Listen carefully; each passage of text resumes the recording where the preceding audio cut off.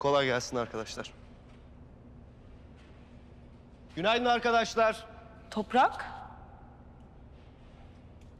Hoş geldin. Hoş bulduk, merhaba.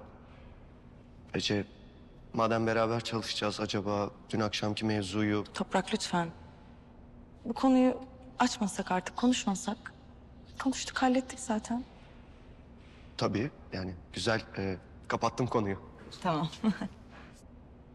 Kolay gelsin Funda. Teşekkür ederim, hoş geldiniz. Arıza motorda mı? Tankta büyük sorun var Toprak Bey. Hadi ya. O zaman tankı değiştirmemiz mi gerekiyor? Evet. Toprak, maliyet açısından çok kötü bir zamanlama oldu. Bunu ofiste konuşalım mı Ece? Haklısın, tamam.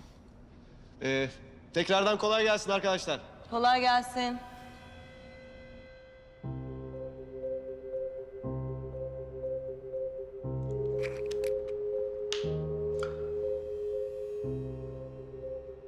Evet Funda, bize kısaca bir durumu özetler misin? Yurt dışı siparişimiz yok. İç pazarda ihtiyacı ne kadar karşılayacak emin değiliz. Peki yurt dışı temsilcilerini çağıracağımız bir davet düzenlesek, ağırlasak onları? Çok iyi olur ama çok geç kalmış oluruz. Halil Bey'e de bilgi verdim. Yakın zamanda Isparta'ya da ofis açacaklar. Bunun dışında yeni bir bilgi yok. Tamam, ben babamla konuşurum. Ama şu Fuat Bey kimmiş artık öğrenmemiz lazım. İyi niyetli olmadığı çok açık. Toprak, bir şey soracağım. Yani benim temsilciliğini yapacağım firma bile gül peşinde koşarken... ...siz niye hala sadece lavanta işi yapıyorsunuz?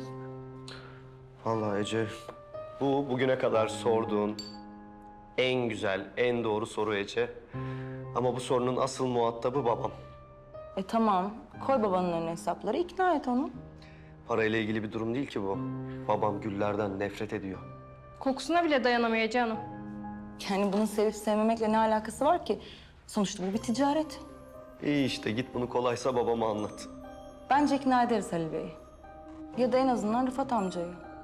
Hatta o geçenlerde sanki bu gül işine geçilmesinden bir bahsetmişti. Ben gül işine girmemiz gerektiğinin farkındayım. O yüzden küçük ölçekli bir şekilde Fatma Ana'yla çalışıyorum ya zaten. Bana en özel formüllerini verecek. Ama işte babam ikna olmuyor. Ben ikna ederim. İnan bana. Yani eğer bunu yaparsan Ece, bugüne kadar kimsenin yapamadığını yapmış olursun. Güven bana.